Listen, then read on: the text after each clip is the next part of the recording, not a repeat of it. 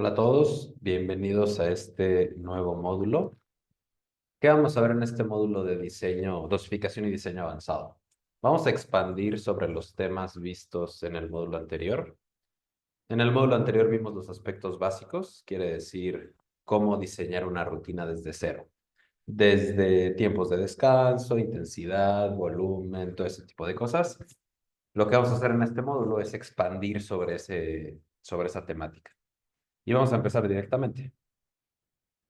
Vamos a hablar primero del mínimo volumen para progresar y mantener músculo, porque en el módulo anterior hablamos sobre hasta dónde podemos empujar los límites del cuerpo, cuál es el máximo volumen que podemos aguantar, todas esas cosas.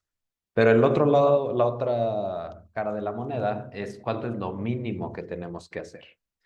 Este es un estudio donde investigaron la eficacia de dos rutinas distintas. Lo que hicieron es agarrar 70 personas y los pusieron en dos fases. La primera fase fue la fase de ganancia de músculo. Quiere decir que por 16 semanas hicieron 27 series de cuádriceps, lo cual es bastante alto. Y en la fase 2 separaron a los participantes en tres grupos. Un grupo no hizo nada, otro grupo hizo solamente 3 series por semana y otro grupo hizo solamente una serie por semana. Quiere decir que el primer grupo pasó de hacer 27 series de cuádriceps a cero, otro grupo pasó de 27 series de cuádriceps a 3 y otro grupo pasó de 27 series de cuádriceps a una serie. Y aquí tenemos la metodología que se utilizó. Esta fue la fase 1 que les comentaba. Frecuencia 3, volumen alto. La fase 2 se separaron en tres grupos. Los que hicieron solamente 3 series a la semana de cuádriceps, una serie a la semana de cuádriceps y 0 series a la semana de cuádriceps. Y lo que hicieron fue analizar la composición corporal a lo largo del tiempo para ver qué sucedía. ¿Qué fue lo que sucedió? Pues encontraron algo muy interesante. Y ahí lo podemos ver en la conclusión de abajo. Encontraron que primero el grupo que no entrenó, pues obviamente tuvo pérdida muscular. Eso es consistente con el principio de especificidad, digo, el principio que habíamos visto en la clase, en el módulo anterior, en el que si dejas de darle estímulo al cuerpo, pues empiezas a perder esos beneficios. Pero aquí es donde se pone interesante. En el tercio de volumen y en el noveno, bueno, los que estaban haciendo un tercio del volumen y los que estaban haciendo un noveno del volumen inicial. Quiere decir, los que hicieron 3 series a la semana de cuádriceps y los que hicieron una serie a la semana de cuádriceps. ¿Qué fue lo que encontraron en estos casos? Los que hicieron 3 series a la semana de cuádriceps encontraron que fue suficiente para crear un poco de hipertrofia muscular, lo cual es muy interesante, porque pasaron de hacer 27 series a la semana a hacer solamente 3. Y aún así lograron hacer un poco de ganancias musculares. ¿Fueron muchísimas ganancias musculares? No, pero fue lo suficiente para poder identificarla. Y las personas que solamente hicieron una serie de cuádriceps a la semana, ¿qué fue lo que sucedió? Lo que sucedió es que el músculo se mantuvo prácticamente dentro de los niveles que se habían logrado al, con el volumen alto. Quiere decir que ganaron bastante músculo con esas 27 series y después solamente necesitaron una serie bien hecha, bien intensa para poder mantener ese músculo que habían ganado. Y esto nos da implicaciones muy interesantes, porque probablemente algunas personas se quedaron con la idea de que necesitas hacer volumen alto por siempre. Nunca puedes bajar de 15, 20, 30 series por un músculo por semana. Y eso es completamente falso. Tú puedes hacer solamente una, dos, 3 series por semana de un músculo, bien hechas, bien intensas, y puedes mantener ese músculo. No lo pierdes mágicamente. Y muchas personas lo que hacemos es pensarlo de forma binaria, en blanco y negro. O estoy entrenando al máximo de mis capacidades o no entreno para nada. Y ese es un error, porque no necesitas detener el entrenamiento por completo. Si tienes situaciones de tu vida, si tu entreno tiene situaciones de su vida que dice, oye, ¿sabes qué? No voy a poder seguir viniendo 5 días a la semana al gimnasio, chance ya voy a detener todo. Bueno, no necesariamente tienes que abortar la misión y decir, ya, no se pudo. Simplemente ajustas y puedes reducir el volumen a niveles microscópicos y mantener el músculo que has ganado. ¿Vas a hacer mucho progreso? No, no vas a hacer progreso, pero puedes mantener lo que ya ganaste con muy poco esfuerzo. Bueno, no con poco esfuerzo, pero con poco tiempo. Porque ¿cuánto nos toma una serie a la semana por un músculo? Híjole, ¿cuánto toma una serie? Bien hecha, bien intenso, bien pesada. Unos 5 minutos, 6 minutos probablemente. Quiere decir que para todo el cuerpo probablemente nos tomaría como 1 hora a la semana mantener el músculo que se ha ganado, lo cual nos permite mucha flexibilidad. ¿Cuánto tienen que durar las repeticiones? Es otro tema que no vimos. Esto es a lo que le conocemos como tempo y habitualmente se presenta en un formato de 3 dígitos y normalmente hace referencia a las diferentes partes del movimiento.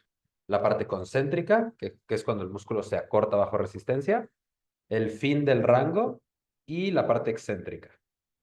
Entonces, si tenemos un tempo que dice 2, 0, 3, quiere decir que en esta parte del movimiento nos vamos a quedar 2 segundos, aquí nos vamos a quedar 0 segundos y aquí nos vamos a quedar 3 segundos. Eso es lo que quiere decir el tempo. ¿Y cuál es la duración de la repetición? Pues en este caso 5 segundos, porque 2 más 3 son 5, más 0 sigue siendo 5. ¿Y cuál es el tiempo, la duración que tienen que tener las repeticiones para los mejores resultados? Pues igual, aquí hay mucha flexibilidad, porque se ha encontrado que duraciones desde 0.5 segundos hasta 8 segundos parecen tener resultados similares en hipertrofia. Donde empieza a haber problemas es si las repeticiones empiezan a durar 10 segundos en adelante. Ahí, irónicamente, lo que se empieza a notar es que los resultados para ganancia muscular son peores. Quiere decir que si tu repetición es lo suficientemente lenta y controlada, como para durar unos 2 segundos, 3, 5, 6 segundos, todo eso está muy bien. Pero si ya está tan lenta la repetición que ya empiezas a tomarte 10 segundos, 11 segundos o más, ya estás afectando el estímulo de crecimiento muscular, lo cual es muy importante a tener en cuenta. Porque más lento no necesariamente quiere decir mejor. Si quieres controlar al peso, si quieres controlar el peso. O sea, no les voy a decir tampoco que puedes estar azotando el peso y no pasa nada. Si quieres tener cierto control del movimiento. Por ejemplo, 2 segundos está bastante bien. 3 segundos está bastante bien. Pero el pensar que hacerlo más lento va a ser mejor, pues eso no es verdad. Y de hecho, a partir de cierto punto, no solo no es mejor, es peor. ¿Y cuál es ese punto? Los 10 segundos. También se ha visto que la porción excéntrica del movimiento, quiere decir cuando el músculo se va estirando baja resistencia, tiene ligeros beneficios adicionales que la parte concéntrica. Probablemente relacionado porque podemos manejar cargas más grandes en la parte excéntrica. Ahora, ¿cómo es posible esto? ¿Cómo es posible que haya una variedad tan grande de tempo de repeticiones? ¿Por qué desde medio segundo hasta 8 segundos? Y esto lo vamos a responder con la ayuda de esta ecuación que probablemente muchos reconocerán, que dice fuerza es igual a masa por aceleración. En este caso, la fuerza va a ser cuánta fuerza tienen que generar los músculos. La masa, pues es el peso, y la aceleración es qué tanta distancia estás recorriendo por unidad de tiempo. Entonces, tenemos dos opciones. Opción número uno. Bueno, de hecho creo que tenemos tres. Opción número uno. Podemos utilizar un peso muy grande, una masa muy grande, ¿ok? Esto lo vamos a poner flechita hacia arriba. Y por lo tanto, menor aceleración, ¿ok? Porque cuando estamos utilizando cargas muy grandes, no nos vamos a poder mover tan rápido. Y eso está bien, porque cuando esto se multiplique, el peso por la aceleración, no es para que ustedes lo hagan, es solamente para explicar el concepto. Cuando uno hace esta multiplicación, se compensa, porque el peso grande compensa la pérdida de aceleración. Entonces no hay problema. Esto es una opción perfectamente viable. Otra opción es utilizar peso moderado. Vamos a poner esto como por aquí. Y por lo tanto, mayor aceleración. ¿Ok? ¿Esto qué significa? Que no vamos a utilizar tanto peso como podríamos, pero el peso se va a mover más rápido. Vamos a ser más explosivos. Por ejemplo, en una sentadilla vas a poder explotar más rápido hacia arriba. En un curl de bíceps vas a poder explotar más rápido hacia arriba. ¿Ok? Entonces, se compensa. ¿Cuál sería una opción que no es conveniente? Esta sería la peor opción. Poco peso y poca aceleración, porque tenemos poco peso y poca aceleración. Entonces ya no hay nada que se compense. El resultado va a ser peor estímulo. Entonces queremos evitar eso. Y eso es típico, que por ejemplo a veces hacen sentadilla y lo hacen con un pesito diminuto, con una barrita súper chiquita. Ah, pero hacen las repeticiones bien lentas, bajan bien lento y suben bien lento. Bueno, pero realmente solo te estás saboteando, porque eso, a pesar de que algunas personas piensan que es tiempo bajo tensión y eso te va a dar más resultados. En ese escenario específico no funciona. Es la peor opción de ambas. Entonces, yo le recomendaría quedarse con alguna de estas dos opciones. O haces un peso grande que te va a costar subirlo rápido, o haces un peso moderado que vas a poder explotar cuando subas la repetición.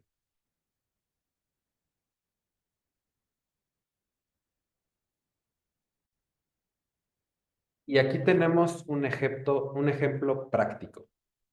Estos dos ejercicios trabajan cuádriceps.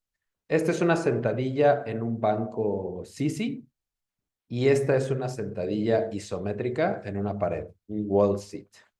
Ambos trabajan cuádriceps. Entonces, si ponemos esto de nuevo, no es para que ustedes lo hagan, es solamente con fines didácticos.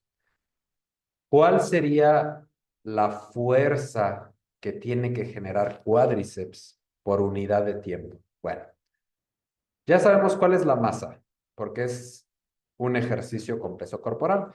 Entonces vamos a suponer que tanto el hombre como la mujer pesan 80 kilos. Perfecto, así lo estandarizamos. Entonces, si desarrollamos esa fórmula de un lado, tenemos los 80 kilos por la aceleración. Dentro de la aceleración vemos que hay dos valores. 9.8 metros sobre segundo al cuadrado, que es la gravedad, porque todos estamos sujetos a la gravedad. Y aquí hay otro valor, 0.55 metros sobre segundo al cuadrado. Esto es aproximadamente la aceleración requerida en ese movimiento en específico. Si esto lo resolvemos, nos resulta en 828 newtons por unidad de tiempo. Ahora, si hacemos la misma ecuación, pero del lado del isométrico, ¿qué es lo que vamos a encontrar? La misma masa, la misma aceleración de la gravedad, pero aquí ya no hay nada más. ¿Por qué ya no hay nada más? Porque este ejercicio es un isométrico. quiere decir que no hay movimiento, no hay aceleración del movimiento. Entonces, cuando lo resolvemos, nos da un valor más pequeño que acá. ¿Por qué? Porque como no hay una aceleración que esté aumentando esa fuerza que tiene que generar cuádriceps, resulta que el isométrico es inferior al ejercicio isotónico. Las repeticiones normales que todos conocemos, vaya. Y aquí lo tenemos. La activación isométrica no es la mejor para desarrollo muscular. No quiere decir que no sirva, solamente es menos eficiente. Ahora, en un segundo no hay mucha diferencia y podrán decir, bueno, pues 44 newtons no se ve como una diferencia muy grande, pero estos ejercicios no se hacen por un segundo, ¿estamos de acuerdo? Mientras más pasa el tiempo, más grandes se van haciendo esas diferencias. A los 10 segundos ya hay 440 newtons de diferencia y a los 30 segundos ya hay 1320 newtons de diferencia. Quiere decir que a los 30 segundos es como si ya hubieras hecho una serie extra. Entonces, por eso yo no recomiendo isométricos para ganancia muscular, porque son formas, es una forma poco eficiente de estimular el crecimiento muscular. No es que no sirva, solo es poco eficiente. Aquí vamos a ver diferentes formas de ejecución en cuanto al concéntrico y el excéntrico para ver cuál nos conviene más. Primero tenemos una ejecución rápida en el concéntrico y en el excéntrico. ¿Qué sería esto? Por ejemplo, si tú haces una sentadilla y te dejas caer, rebotas y subes explosivo. Eso sería este escenario. ¿Qué es lo que sucede? Bueno, lo que sucede es que el esfuerzo del músculo va a ser menor. ¿Por qué? Porque a la hora de que tú te dejas caer y rebotas, ese rebote te está ayudando tendones, te está ayudando ligamentos, te están ayudando las articulaciones. No está haciendo el trabajo solo el músculo. Se necesita más peso innecesario y aumenta el riesgo de lesión. Quiere decir que es una estrategia que no es sostenible. ¿Lo puedes hacer? Claro que lo puedes hacer. ¿Vas a durar mucho tiempo haciéndolo? Probablemente no, porque no es sostenible, es demasiado desgastante para el cuerpo, mucho más de lo que tiene que ser. Segunda opción, los isométricos. ¿Cuál es el problema con los isométricos? Que son menos eficientes, mucho menos eficientes. Entonces necesitas muchas más series, más tiempo de trabajo para lograr lo mismo. Entonces hay mucho tiempo y esfuerzo desperdiciado. Por eso no me gusta. Siguiente opción, ejecución lenta en el excéntrico y en el concéntrico. Este es el escenario que yo les decía. Agarran un peso bien chiquito y bajan bien lento y suben bien lento a propósito. ¿Cuál es el problema ahí? El problema es que limita innecesariamente cuántas repeticiones se pueden sacar. Quiere decir que tú solito, tú solita, te estás saboteando. Acumulas menor estímulo con cada repetición. ¿Cuál sería la mejor manera? Esta. Lento en el excéntrico, rápido en el concéntrico. Eso es lo que te va a dar los mejores resultados. En el ejemplo de una sentadilla, bajas lento y controlado, 2, 3 segundos, muy ligera pausa en lo profundo y explotas hacia arriba. Esa es la mejor opción. ¿Por qué?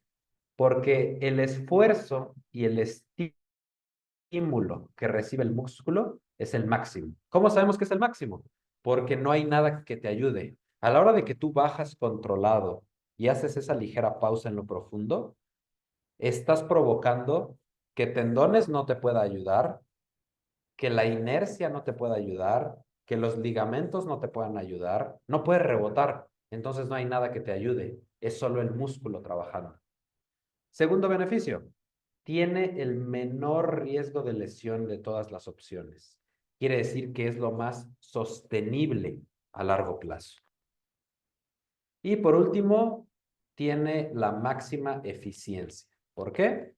Porque gracias a los anteriores, no requiere peso, tiempo ni trabajo extra innecesario. Estás utilizando solamente el peso, el tiempo y el esfuerzo que requieres. No más, no menos. Por eso es la mejor opción. Controlado en el estiramiento y explosivo en la subida. En la contracción, perdón. También hay que tomar en cuenta que el rango de movimiento de los ejercicios va a influir en cuánto dura cada repetición. Por ejemplo, al hacer una sentadilla hack profunda, como es este escenario, ¿cuánto tarda una repetición?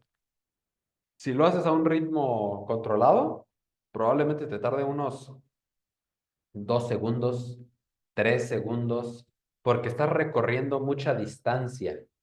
Pero ¿cuánto tiempo te va a tomar hacer una elevación de talón? Medio segundo probablemente, aunque lo hagas lento y controlado. ¿Por qué? Porque no hay mucha distancia que recorrer. Entonces, cuando dicen, oye, pero es que quiero específicamente que me digas cuánto tiempo tengo que tardar al bajar en la repetición, no puedo darles una cifra, porque diferentes ejercicios viajan diferentes distancias. Entonces, un segundo es muy rápido para una sentadilla hack. Es muy rápido, pero un segundo es una buena velocidad para una elevación de talones. Entonces hay que tomar en cuenta eso. Este es uno de los análisis, no más recientes, pero bastante recientes, que iluminan mucha información respecto a este tema del rango de movimiento y la hipertrofia. Se los voy a arruinar, el spoiler. Más estiramiento quiere decir más crecimiento muscular. Así de sencillo.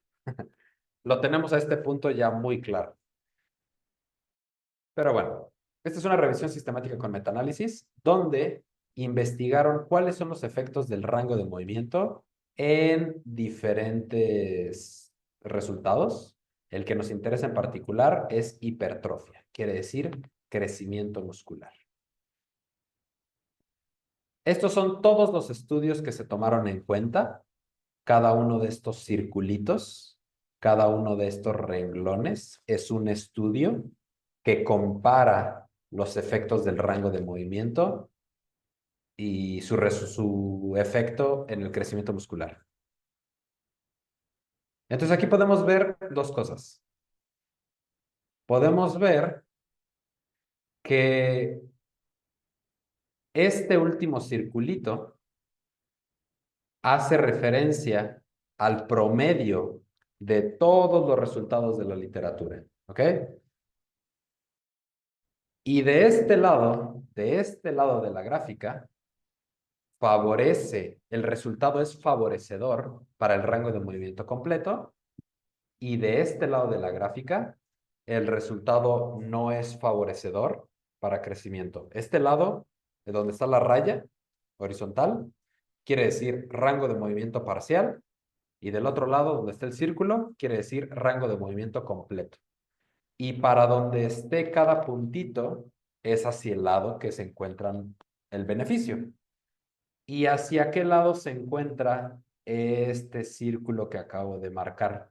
Se encuentra dentro del territorio de rango completo. Esas son muchas palabras para decir básicamente que todos los resultados, la mayoría de la literatura científica encuentra que rango de movimiento completo produce más crecimiento muscular que rango de movimiento parcial, lo cual ya sabíamos desde hace mucho tiempo. Y eso es bastante recurrente a través de diferentes medidas, como fuerza, capacidad deportiva, todo eso. Pero aquí es donde viene algo muy interesante, porque hasta antes de este estudio, solo habíamos considerado el rango de movimiento parcial como una entidad entera. O sea, no distinguíamos entre diferentes tipos de repetición parcial, ¿ok? Solo veíamos o es rango completo o no es rango completo, pero la historia no es así. tenemos dos tipos de parciales. Y este es un estudio que tomó en cuenta todo eso, por eso es tan importante. Y vamos a tomar como ejemplo un... Voy a bajar un poco la cámara. Ay, no se movió. Vamos a tomar como ejemplo un curl de bíceps, ¿ok? Un curl de bíceps, si hacemos un rango completo, sería máximo estiramiento, máximo acortamiento, ¿ok? Eso es rango completo. Parcial, tenemos dos. Tenemos parcial elongada y parcial acortada. Si nosotros estiramos al máximo el músculo y contraemos a la mitad, eso es parcial elongada, porque es máximo estiramiento acortado a la mitad.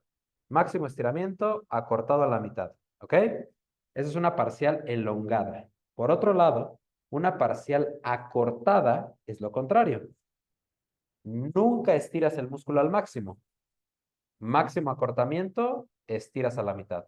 Máximo acortamiento, estiras a la mitad. ¿Ok? Espero que con eso me haya dado a entender. ¿Cómo se vería eso en otros ejercicios? Vamos a suponer, por ejemplo, sentadilla.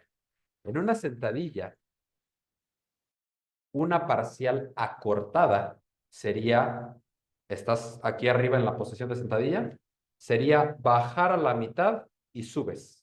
Bajar a la mitad y subes. Eso es parcial acortada. Una parcial elongada en sentadilla sería bajas a lo profundo, profundo, subes a la mitad. Bajas a lo profundo, subes a la mitad. Nunca te levantas por completo.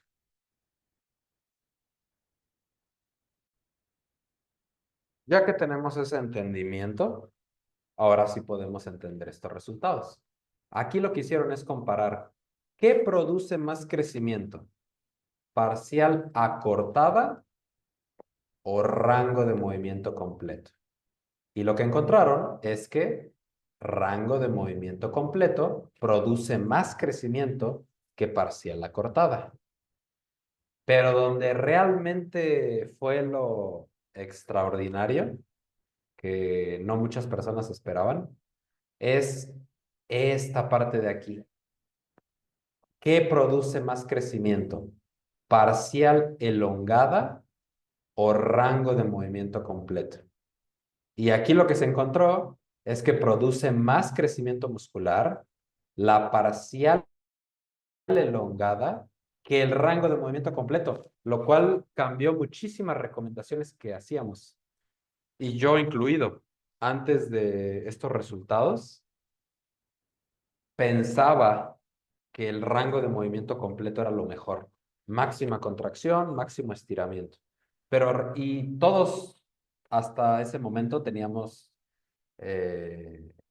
un entendimiento de la literatura que era congruente con eso, porque eso es lo que decía la literatura. Y sabíamos que el rango de movimiento completo era muy beneficioso, pero no sabíamos por qué.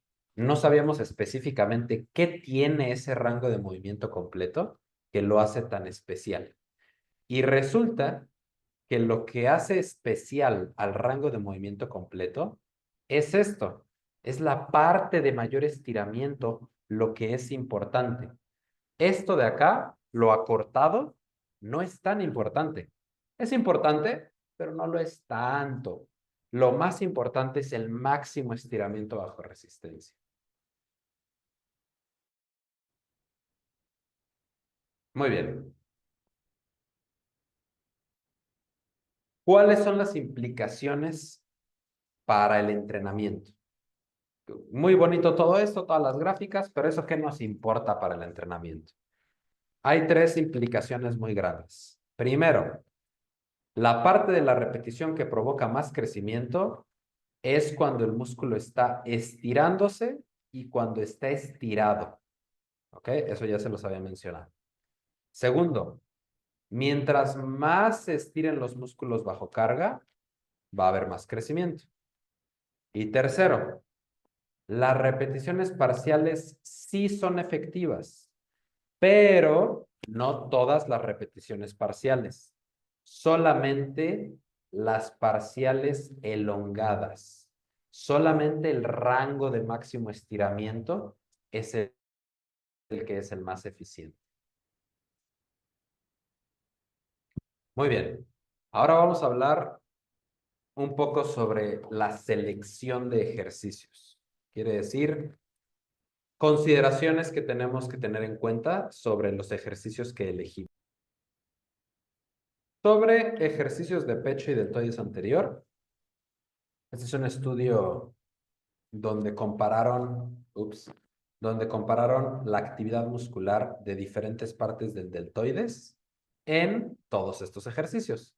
Press de pecho plano, aperturas con mancuerna, press militar y elevaciones laterales con mancuerna. Usaron electromiografía superficial para ver la activación muscular. Y para no hacerles el cuento largo, el hallazgo principal que encontraron fue este. Encontraron que el deltoides anterior se recluta de forma bastante importante en ejercicios donde se hace press de pecho. Puede ser con mancuerna, puede ser con barra. Esto quiere decir que los ejercicios de press de pecho trabajan en gran magnitud el deltoides anterior. Press de pecho plano con barra, press de pecho con mancuerna, press de pecho en máquina, trabajan el deltoides anterior. Entonces, cuando nosotros hacemos una rutina y ponemos press de pecho, ese press de pecho no solo sirve para pectoral, también sirve para deltoides anterior. También hay que tomar en cuenta que cuando estás haciendo un press de pecho, el deltoides anterior se estira bajo resistencia, al igual que el pecho, lo cual es perfecto porque es consistente con lo que estábamos viendo anteriormente. En cuanto a elevaciones laterales, diferentes tipos de elevación lateral, diferentes variantes, no son todas las mismas. ¿Ok? Este es un estudio donde investigaron diferentes posiciones de elevación lateral. Estas son las posiciones que investigaron. Con rotación externa, con rotación neutra, con rotación interna, con el codo flexionado y esta que no es elevación lateral, pero igual la pusieron, elevación frontal. ¿Ok? ¿Cuáles son esas posiciones? Esto es rotación externa, neutro, rotación interna y codo flexionado. ¿Ok?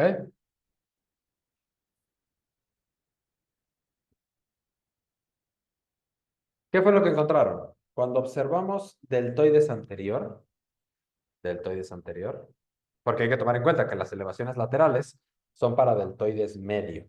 Entonces, cuando vemos deltoides anterior, notamos que la mayor activación, el mayor reclutamiento, ocurrió en estas dos situaciones. Elevación frontal y elevación lateral con el codo flexionado, lo cual es muy interesante, porque cuando tú haces una elevación lateral, no quieres trabajar el deltoides anterior, pero cuando estás haciendo una elevación lateral con el codo, el deltoides anterior está siendo reclutado. Cuando vemos deltoides medio, ¿qué es lo que encontramos? ¿Qué es lo que nos interesa trabajar? Encontramos que la rotación neutra y la rotación externa son las que tienen la mayor activación, mientras que la elevación frontal y con el codo flexionado son las más bajas.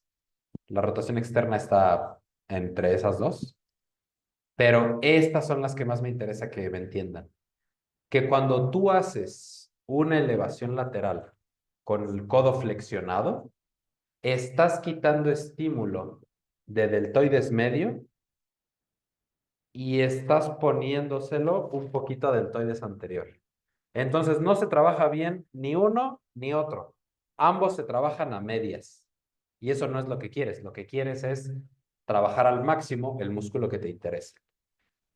¿Qué implicaciones tenemos de esto? Y ahorita lo vamos a ver. Ay, no le puse conclusión. Las implicaciones es que quieres evitar hacer elevaciones laterales con el codo flexionado. Quieres hacer tus elevaciones laterales o con rotación interna o neutras. O ya de perdido, rotación externa. ¿Ok? Se los voy a mostrar. Esta posición de elevación lateral, neutra, está bastante bien. Rotación interna está muy, muy bien. Y rotación externa no es la ideal, pero también puede funcionar. Lo que no quiero que hagan, lo que queremos evitar es hacer esto. Esta flexión de codo al hacer elevación lateral, eso es lo que no queremos.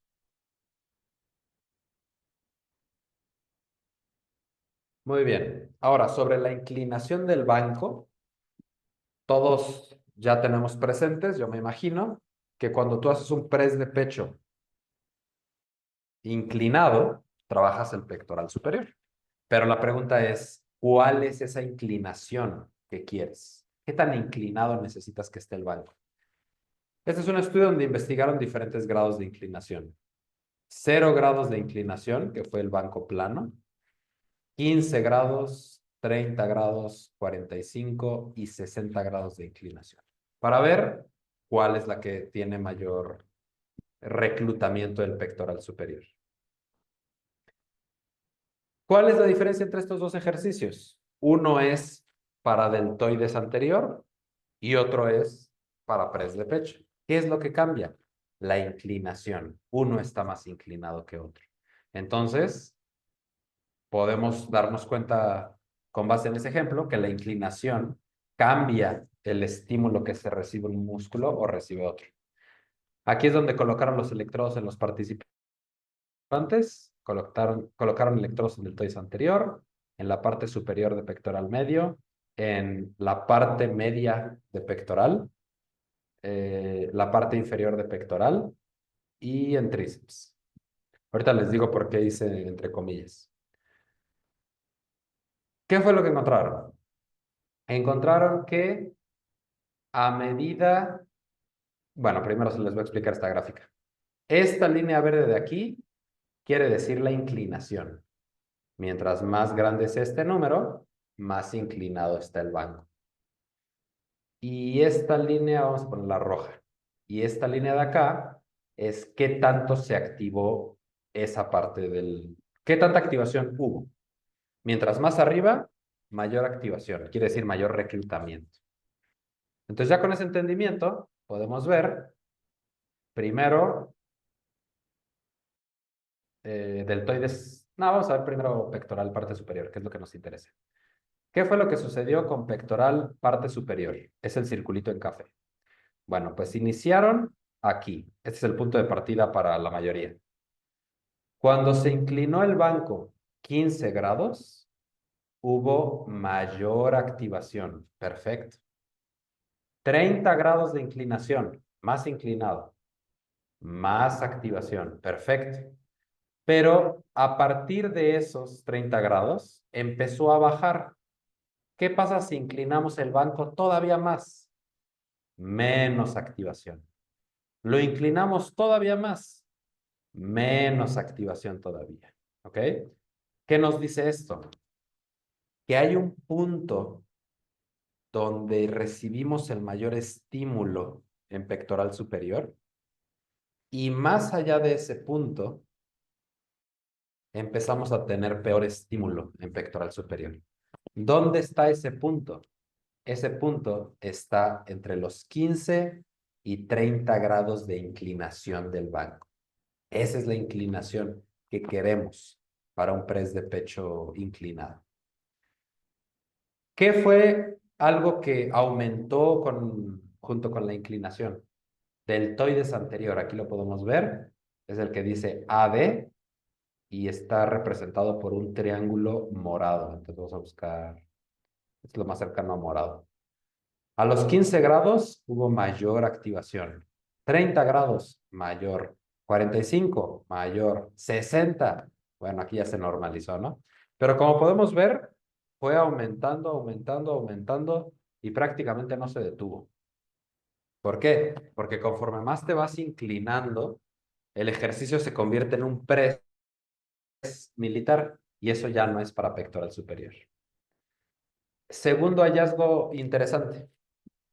No tenemos una división entre pectoral medio y pectoral inferior, porque muchas personas están bajo este entendido, que piensan que tenemos pectoral superior, pectoral medio y pectoral inferior.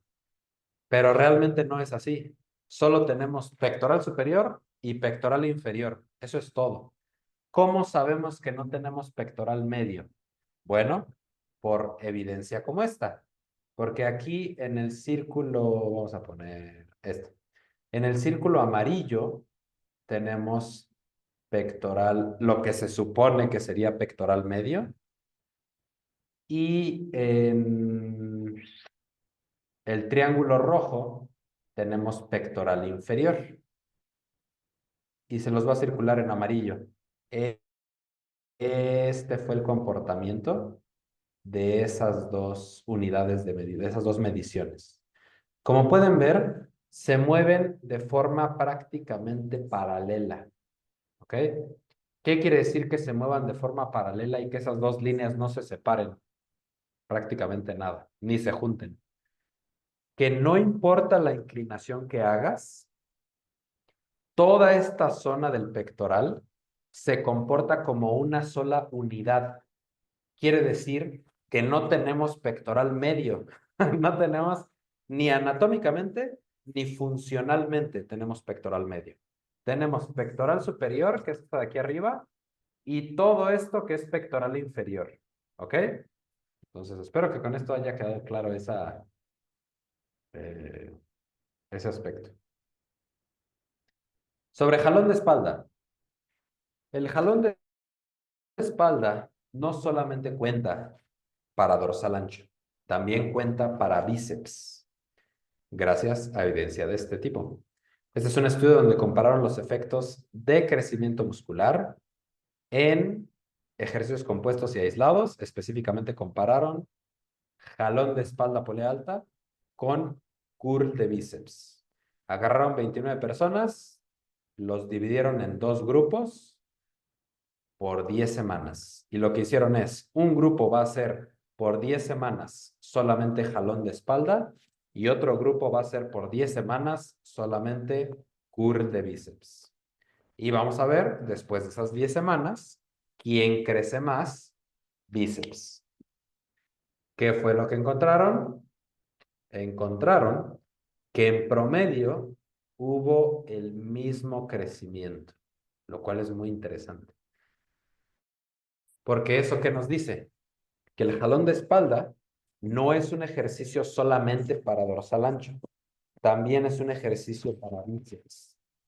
Entonces, cuando en la rutina pongamos jalón de espalda, polea alta con triángulo, yo qué sé, tenemos que contar esas series de ese ejercicio no solo para dorsal ancho, también para bíceps braquial.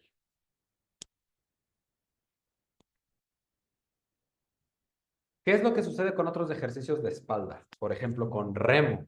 ¿Sucede lo mismo que con jalón? Spoiler, no, no sucede lo mismo. Este es un estudio donde investigaron lo mismo. Agarraron participantes y por 8 semanas, unos hicieron solamente remo y otros hicieron solamente curl de bíceps para ver quién de los dos grupos crece más bíceps. Y aquí sí encontraron una diferencia importante. Encontraron que los que hicieron curl de bíceps crecieron el doble de lo que creció con remo. ¿Por qué? Bueno, pues aquí hay una consideración importante. Cuando nosotros estamos haciendo un jalón de espalda, bíceps se estira al máximo bajo resistencia y se contrae al máximo bajo resistencia. Quiere decir que tiene resistencia en todo el trayecto y se estira por completo. Pero con remo no sucede lo mismo. Cuando tú haces una buena ejecución de remo, estás sacando bíceps del ejercicio. Estás haciendo el movimiento de manera que bíceps no se involucre mucho. Es por eso que encontramos estos resultados. Entonces, si estamos haciendo una rutina de espalda y tenemos primer ejercicio, jalón en triángulo, segundo ejercicio, remo con mancuerna, el primer ejercicio me cuenta para dorsal ancho y para bíceps, pero el segundo solo me cuenta para dorsal ancho. Esas son consideraciones muy importantes a tener en cuenta. ¿Qué es lo que sucede con pecho y tríceps? Sucede una situación similar. Este es un estudio donde investigaron algo muy parecido, solamente comparando press de pecho y rompecráneos con barra. ¿Qué fue lo que encontraron? Encontraron, estas gráficas pueden ser un poco confusas, pero en esta parte de aquí arriba, vamos a dividirlo, en esta parte de aquí arriba, bueno, son los resultados de cuánto creció el pectoral mayor. Por eso aquí dice pectoralis mayor. Bueno, es como sea que se pronuncie. Pectoral mayor en latín. Este que dice MJ es el press de pecho y este que dice SJ es rompecráneos. ¿Cuál de los dos creció más pecho? Pues el press de pecho. Eso es muy obvio. Los que hicieron solo rompecráneos, de hecho, experimentaron pérdida de músculo de pectoral, lo cual pues es bastante obvio, ¿no? ¿Qué es lo que sucedió cuando vemos esta parte de aquí abajo? Aquí lo que se está mostrando es cuánto creció tríceps braquial. Eso es lo que significa tríceps braqui. Tríceps braquial, pero en latín. Nuevamente, esto es lo que crecieron los de press de pecho y esto es lo que crecieron los de rompecráneos. ¿Quién creció más tríceps? Rompecráneos. Ejercicio de tríceps. Press de pecho, este de acá. ¿Creció mucho tríceps? No. Creció la mitad. ¿Qué nos dice esto? Que el estímulo en tríceps braquial es deficiente en ejercicios de press de pecho. Entonces, yo le recomiendo no contar ejercicios de press de pecho como ejercicios de tríceps. Y de hecho aquí hubo un segundo análisis bastante interesante, porque hicieron dos grupos adicionales. Vamos a olvidarnos un rato de estas de acá y vamos a enfocarnos en las otras dos. Hicieron dos grupos adicionales. Unos que hicieron primero press de pecho y luego rompecráneos, y otros que hicieron lo contrario, primero rompecráneos y luego press de pecho, para ver en qué influía el orden de los ejercicios en el crecimiento muscular. ¿Y qué fue lo que encontraron? Muy interesante. Encontraron que cuando observamos crecimiento de pectoral mayor, el grupo que hizo primero press de pecho y luego tríceps tuvo bastante crecimiento, pero cuando hicieron tríceps antes que pecho, hubo peor crecimiento. Eso es muy importante tenerlo en cuenta, porque muchas personas piensan que, no sé, si entrenas tríceps primero y después pecho, como que prefatigas y entonces forzas al pectoral a trabajar más. Eso no es cierto. Lo único que estás haciendo es que estás saboteándote, porque press de pecho también necesita tríceps. ¿Vas a crecer mucho tríceps solo con press de pecho? No. Pero si está prefatigado, sí va a afectar el crecimiento de pectoral. Entonces, ténganlo presente. El orden importa. ¿Qué es lo que sucedió cuando vemos el crecimiento de tríceps? No pasó nada. Hacer tríceps antes o después no le afectó a tríceps para nada. Entonces, ¿cuál es el orden correcto? Y muy pocas veces digo estas palabras, pero sí hay un orden correcto para estos ejercicios. Y el orden correcto es primero press de pecho y luego tríceps, porque de esa manera no afectas el crecimiento de ninguno. Si tú haces primero tríceps y luego press de pecho, vas a afectar el crecimiento de press de pecho, de pectoral, perdón.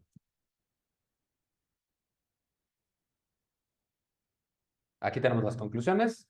Press de pecho no puede considerarse un ejercicio de tríceps y entrenar tríceps antes de press de pecho probablemente es detrimental para el desarrollo de pectoral. Y de hecho, este primero de acá, que press de pecho no puede considerarse como ejercicio de tríceps, es consistente con el estudio que habíamos visto antes de eso, en donde no lo mencionamos, pero tríceps es este cuadrito azul y vemos que su activación está muy por debajo de pectoral y deltoides anterior. Eso es a lo que me refiero con que es consistente con estos hallazgos. Quiere decir que no solamente tenemos un artículo que nos muestra eso, tenemos un par de artículos que nos muestran el mismo resultado, o por lo menos la misma dirección. Sobre el miembro inferior, los aductores no solamente, como dice el nombre, aducen, también ayudan en otros movimientos. Quiere decir que los aductores no solamente hacen esto. Cuando estamos en un rango de 40 a 70 grados de flexión de cadera, estos son 40 a 70 grados de flexión de cadera más o menos, los aductores no tienen la capacidad de asistir en la flexión y extensión de cadera. Quiere decir que solamente aducen. Eso es todo lo que hacen. Cierran las piernas. ¿Por qué? Porque están alineados a la articulación. Es una forma sencilla de pensarlo. En esa posición, los aductores solo cierran las piernas y ya, porque están alineados a la articulación. Pero cuando están fuera de ese rango, están desalineados de la articulación y eso les permite hacer otras cosas que normalmente no harían. Por ejemplo, cuando estamos en esta posición del cuerpo, una flexión de cadera de más de 70 grados, los aductores empiezan a actuar como un segundo glúteo. Empiezan a tener la función de extender la cadera. Ahora, yo sé que aquí ya perdí a muchos, pero ¿eso de qué nos sirve? ¿O eso qué significa? Eso tiene implicaciones en estos escenarios. En esta ejecución de sentadilla, se los pongo facilito. En esta ejecución de sentadilla, sentadilla media, aductores no recibe estímulo, pero en esta ejecución de sentadilla, sentadilla profunda, aductores sí recibe estímulo. Así está, vean. Masticadito, ahí tienen la explicación. ¿Cómo sabemos que esto es verdad? Bueno, nuevamente tenemos bastante evidencia apuntándonos en esa dirección. Este es un estudio donde agarraron 17 personas y las dividieron en dos grupos. Un grupo hizo sentadilla profunda y otro grupo hizo sentadilla media. Y lo hicieron por 10 semanas y evaluaron los cambios de crecimiento en cuádriceps, isquiotibiales, aductores y glúteo, utilizando resonancia magnética. Esto es muy importante porque los estudios que utilizan resonancia magnética son los más fiables, porque te dan una precisión de resultado muy alta. Obviamente son estudios muy caros, pero por la ciencia vale la pena. ¿Cuáles fueron los resultados? ¿Qué fue lo que se encontró? ¿Qué es mejor? ¿Sentadilla profunda, sentadilla media? Bueno, si han puesto en clase, si han puesto atención a la clase hasta ahora, sabrán ya cuál es la respuesta. Sentadilla profunda. ¿Qué fue lo que se encontró en cuádriceps? Esta gráfica que está en blanco quiere decir sentadilla completa y la gráfica que está en negro quiere decir sentadilla media. Entonces, en cuádriceps, ¿qué fue lo que se encontró? A simple vista, uno pensaría que las diferencias son inexistentes, que es lo mismo de crecimiento. Pero cuando observamos el análisis estadístico, nos damos cuenta que no es así. ¿Cuánto creció? Y se los voy a decir de una forma más sencilla. ¿Cuánto creció cuádriceps en sentadilla media? Estos dos asteriscos. ¿Cuánto creció cuádriceps en sentadilla completa? Estos tres asteriscos. ¿Qué quiere decir? Que aunque a simple vista las diferencias no son muy notorias, sí fue suficiente diferencia como para poder identificarlo, como para que se note la diferencia. ¿Ok? Entonces, ¿quién ganó en este? Sentadilla completa. No por mucho, pero ganó. ¿Qué es lo que sucede en aductores? Ahora vamos a ver. ¿Qué es lo que sucedió en el músculo de aductores. Aquí las diferencias ya son mucho más drásticas. Aquí ya lo podemos ver luego, luego. Lo ves y dices, claro, se ve obviamente que sentadilla completa creció mucho más que sentadilla media, que es consistente con lo que les había platicado. Aquí tenemos 3 asteriscos y un signo de gato contra un solo asterisco. ¿Ok? ¿Qué es lo que sucedió? Y aquí es donde vienen los resultados más grandes, que ya me estoy saltando a glúteo y todo eso, pero no importa. ¿Qué es lo que sucedió en glúteo? Oh, no, yo quiero saber, es lo que más me interesa. Vamos a ver esta parte de las gráficas. Aquí los cambios fueron drásticos. Glúteo creció más o menos aproximadamente 3 veces más con sentadilla profunda que con sentadilla media, lo cual es impresionante. Esto es algo muy importante a tener en cuenta. Por eso, para mí, y yo les recomiendo que para ustedes, en cuanto a crecimiento de glúteo, sentadilla media está muerta. De hecho, lleva muerta desde hace muchos años, pero bueno, esto todavía refuerza más lo que ya sabíamos. 3 asteriscos de crecimiento más 2 signos de gato contra un triste asterisco aquí solito. Y esto, si se dan cuenta, es consistente con la revisión sistemática que habíamos visto en muchas diapositivas atrás, donde veíamos que el mayor estiramiento es lo que más promueve el crecimiento muscular. Porque cuando tú haces una sentadilla completa, una sentadilla profunda, el glúteo se estira al máximo bajo resistencia. ¿Y eso qué provoca? Muchísimo crecimiento. Igual, aquí me estoy saltando un poquito, pero no importa. ¿Qué es lo que sucedió en isquiotibiales? Nada. Nada. O sea, el crecimiento que hubo fue despreciable. Fue solamente, se puede atribuir al margen de error estadístico. ¿Por qué? Me estoy adelantando. Porque isquiotibiales no se trabaja con ningún patrón de sentadilla. Isquiotibiales no se trabaja ni con prensa, ni con desplante, ni con sentadilla sumo, nada de eso. Yo sé que ahorita surgen muchas preguntas, pero más adelante lo vamos a profundizar. Este es un estudio importantísimo. Hasta este estudio no había existido ni un solo artículo válido que comparara sentadilla libre con hip thrust o puente glúteo. No había, lo cual es muy inusual. Este fue el primer estudio que comparó esos dos ejercicios de forma rigurosa.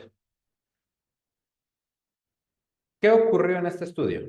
Agarraron 34 personas y los asignaron a 2 grupos, a uno de 2 grupos por 9 semanas. Un grupo hizo solamente sentadilla libre y otro grupo hizo solamente hip thrust o puente glúteo. Y midieron las ganancias musculares con resonancia magnética. Quiere decir que los resultados son muy confiables. ¿Qué fue lo que encontraron? En cuestión de activación, solamente activación, encontraron que glúteo se activó más en hip thrust y menos en sentadilla. Ok, muy bueno como dato curioso, pero no nos dice qué músculo creció más. Cuando se observó el crecimiento de cuádriceps y aductores, se encontró mayor crecimiento en sentadilla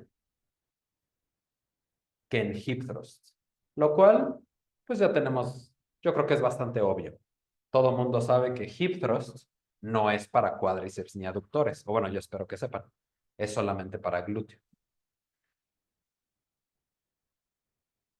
Y cuando observaron el crecimiento de glúteo, encontraron que el crecimiento de glúteo fue igual en hip thrust y en sentadilla. Esto muchas personas tendrían la reacción inicial de decir, entonces hacer hip thrust o hacer sentadilla es lo mismo. Y viéndolo preliminarmente, viendo solo lo que les he presentado, tendrían razón. Esos fueron los resultados. Que el crecimiento del grupo que hizo puente glúteo y el grupo que hizo sentadilla fue lo mismo. Crecieron lo mismo glúteo.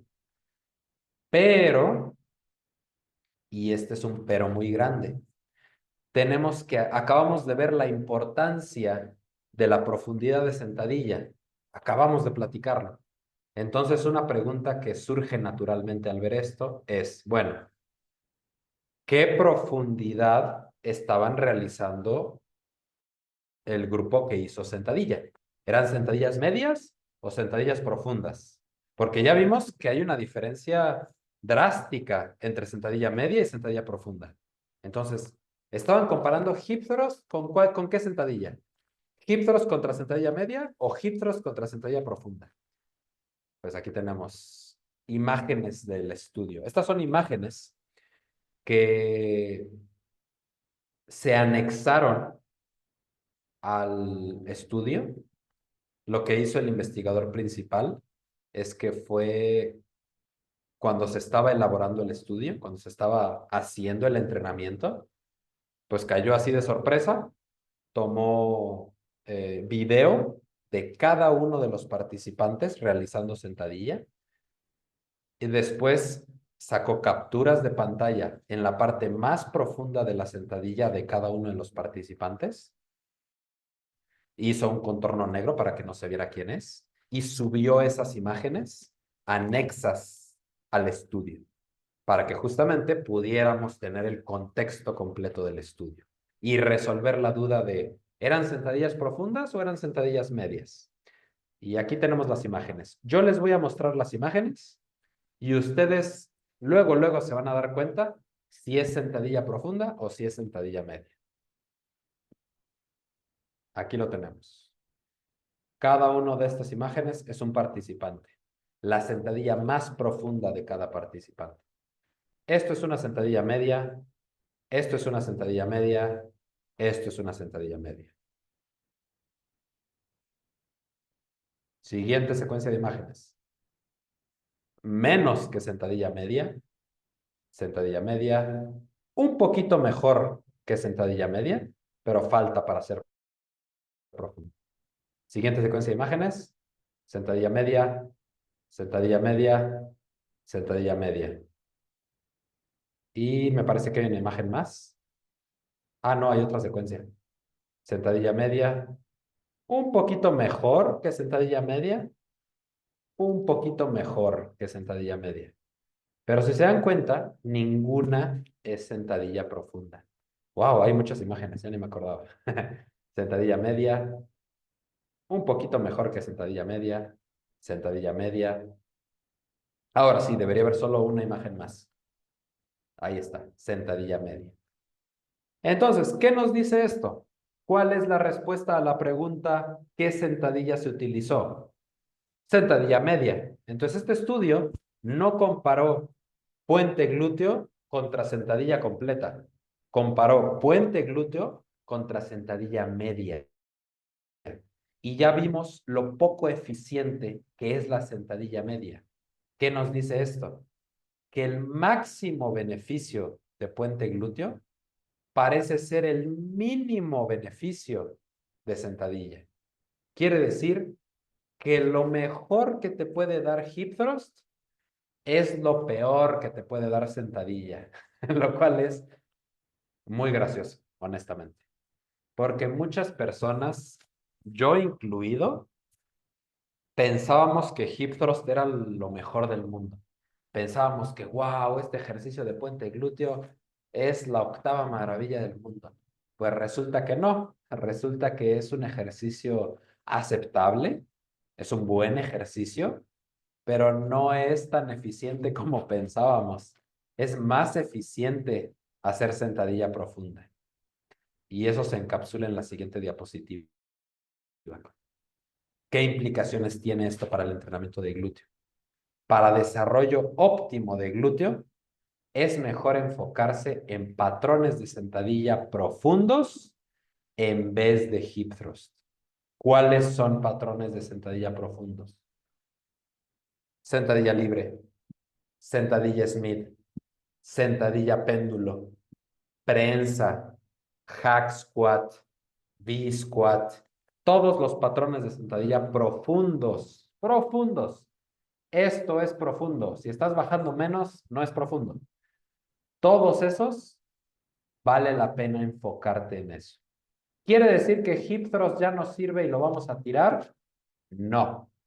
Hip thrust sigue funcionando, pero si comparamos, vale la pena enfocarse en sentadilla profunda.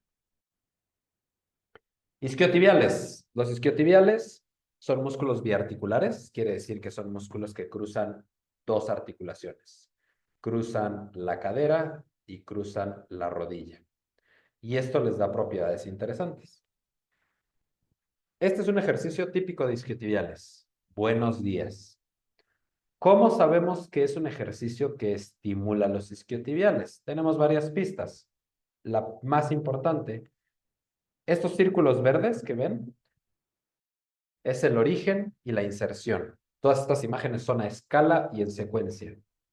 Podemos ver que a medida que ella va ejecutando el movimiento, esos círculos verdes se van alejando uno del otro. ¿Eso qué significa?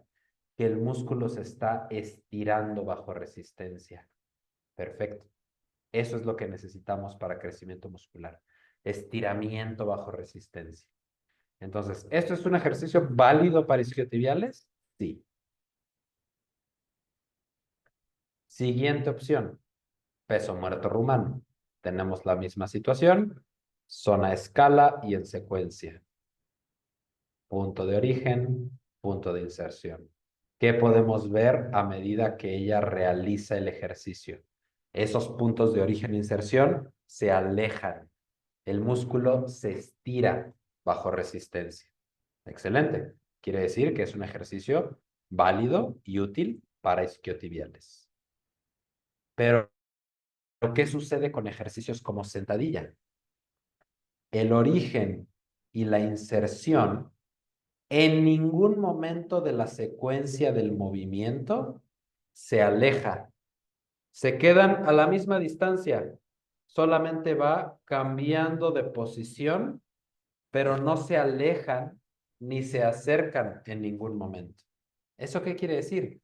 Que la sentadilla no es un ejercicio para isquiotibiales. Ninguna sentadilla. Desplante, lo mismo. Piensan, no, es que si hago el desplante larguísimo, es para isquiotibiales. No. Origen e inserción se quedan a la misma distancia, no se alejan, solamente cambian de posición. Entonces, antes de que sigamos, ningún ejercicio de sentadilla, prensa, hack, sentadilla sumo, nada de eso es para isquiotibiales. Muy bien. Siguiente. Este es un estudio interesante. Investigaron diferentes niveles de activación en diferentes músculos en sentadilla. Cómo cambia el patrón de activación durante la sentadilla.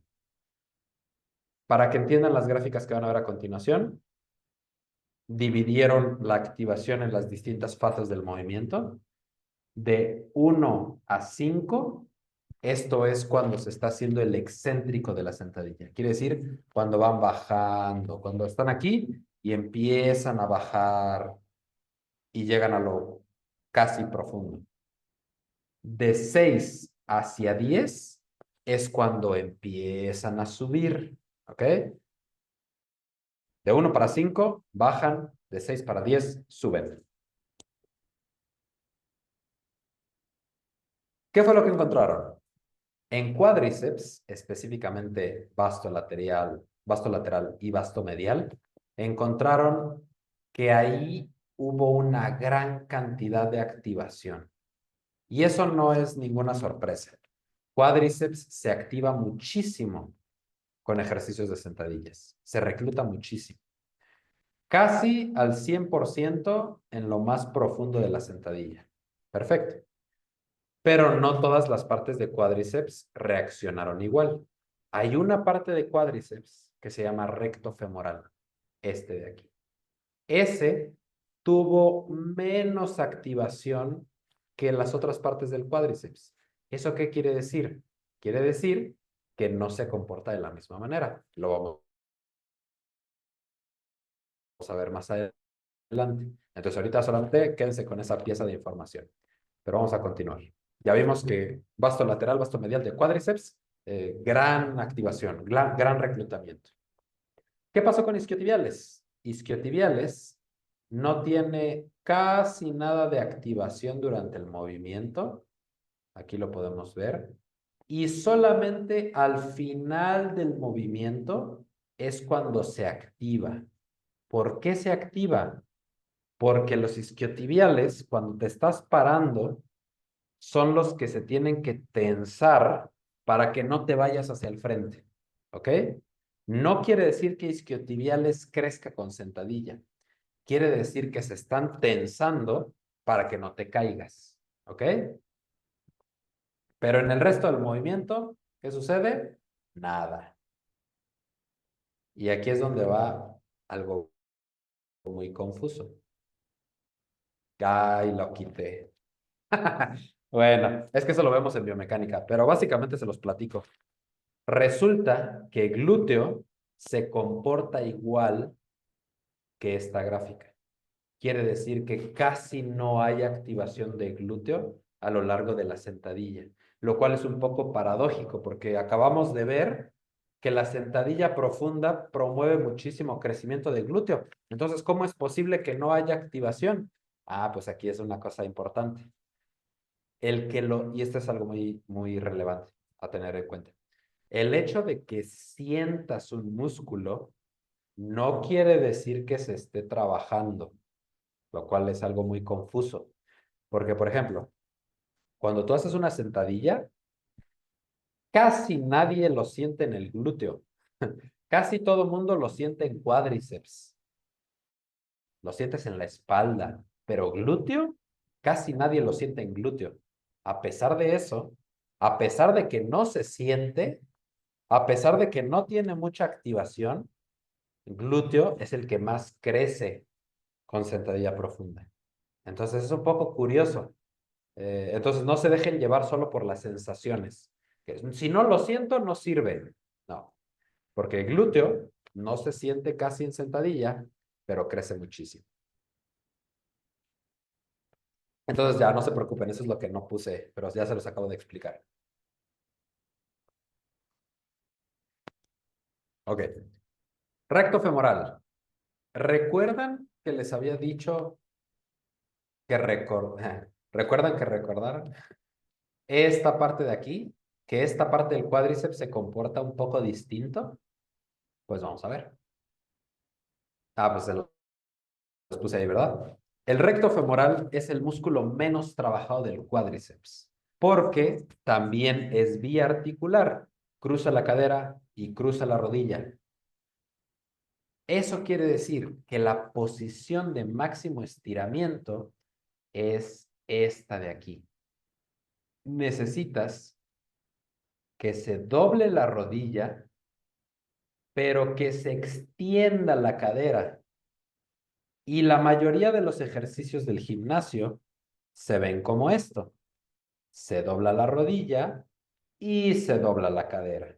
Entonces, recto anterior, recto femoral, nunca se trabaja al máximo. Aquí vamos a ver algunos ejemplos. ¿Qué es lo que sucede en la cadera? Se dobla. ¿Qué es lo que sucede en la cadera? Se dobla. En la hack, se dobla. Quiere decir que el recto femoral, recto anterior del cuádriceps, nunca se estimula tanto como podría. Y para esto, para terminar esta clase, les voy a enseñar unos videos para que sepan qué ejercicios sí estimulan el recto anterior, el recto femoral del cuádriceps. Vamos a hacer una... Ok, este es el primer video. Este es un ejercicio que se llama... Vamos a anotarlo aquí. Curl nórdico reverso. Vamos a ponerlo en letra negra, un poquito más grande. Ahí está. Ahí está. ¿Ok? No se ve tanto, no importa. Es el curl nórdico reverso. Lo que quiero que noten es qué es lo que sucede con la cadera. Porque ya vimos que para trabajar al máximo necesito el lápiz, el recto anterior del cuádriceps, esta parte del cuádriceps, bueno, no lo voy a contornear perfectamente, ¿no? Pero el recto anterior del cuádriceps, el recto femoral del cuádriceps, necesitamos que se doble la rodilla y que se extienda la cadera, ¿ok? Vamos a ver si eso sucede en este ejercicio. Que sí, sí sucede, por ahora eso se lo estoy poniendo. Ahí vemos, y ahí está. Esa foto, esa imagen ya tiene muchos años, ¿eh? ¿Qué pasa? Se dobla la rodilla al máximo y la cadera se mantiene extendida. Perfecto. Quiere decir que recto anterior está siendo trabajado de forma muy importante. Y no solamente el recto anterior del cuádriceps, también todo el cuádriceps.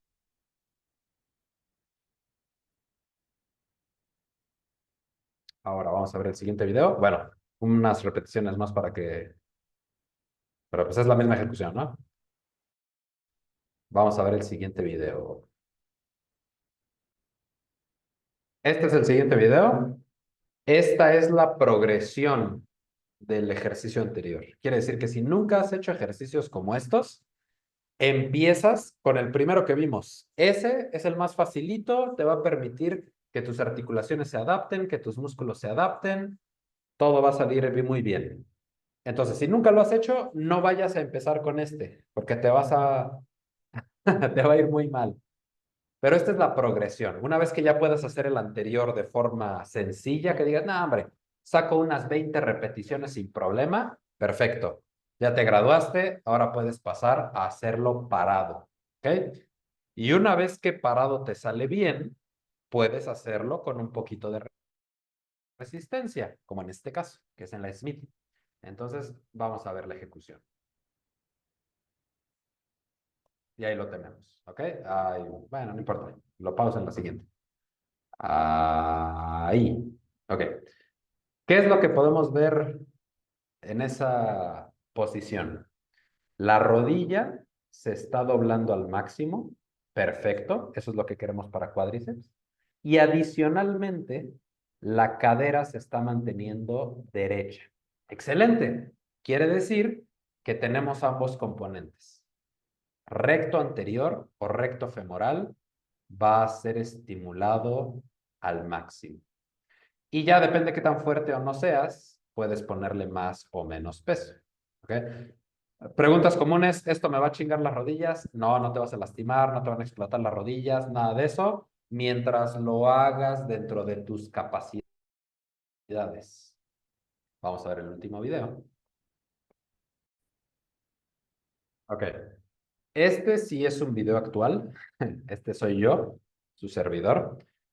Probablemente al momento de grabación de este video, probablemente este video tendrá un mes, chance. Entonces, este sí es reciente. Esta es la versión más difícil de la sentadilla Sisi. De hecho, voy a tener que ponerlo en bucle. Ahí está. Esta es la versión más difícil de la sentadilla Sisi. Bueno, Sisi Squat. ¿Por qué? Por la posición en la que estoy completamente erguido y echado hacia el frente. Y obviamente porque estoy utilizando una resistencia. Ese es un disco de 10 kilos o 15 kilos, alguna de esas dos, ¿ok? Entonces vamos a ver la ejecución y después pausamos para ver si realmente está bien hecho. Ahí lo podemos ver. Creo que solo son 2 repeticiones, si no recuerdo mal. Ahí está. Ahora, vamos a detenerlo en la parte más profunda. Ahí. Ahí está. Nos estorba un poquito. A ver, vamos a ver. Quiero que lo vean. Ah, Bueno, ya ni modo. Me estorba esa barra de comandos abajo, pero pues ya ni modo. La rodilla se está doblando al máximo, lo más que se puede doblar, y la cadera está completamente extendida. Entonces, este es probablemente uno de los mejores ejercicios de cuádriceps que existe. ¿Por qué? Porque todo cuádriceps está en fuego. Todo se está trabajando a su máxima capacidad. Ahora, ¿es una posición fácil? No. ¿La mayoría de la gente va a poder hacer eso? No. Pero si tienen intención de desarrollar su cuádriceps a la máxima capacidad, esta es una buena aspiración a tener. Poder ejecutar este ejercicio con varias repeticiones definitivamente va a forzarte a desarrollar cuádriceps bastante voluminosos. Ah, Ok, perfecto. Entonces, con eso finalizamos esta primera clase. En la siguiente clase vamos a partir de este tema. Espero que esta primera clase les haya resuelto, si es así. Espero que esta primera clase haya servido para resolver varias preguntas, entender un poquito más sobre consideraciones que tenemos que tener a la hora de elegir los ejercicios, la ejecución de algunos ejercicios, cómo calcular el volumen si tenemos ejercicios de jalón, ciertas cositas sobre el orden, y bueno, algunas variantes interesantes como acabamos de ver. En la siguiente clase ya no vamos a ver este tema, vamos a partir con cosas más de dosificación y diseño. Entonces, nos vemos en la siguiente clase.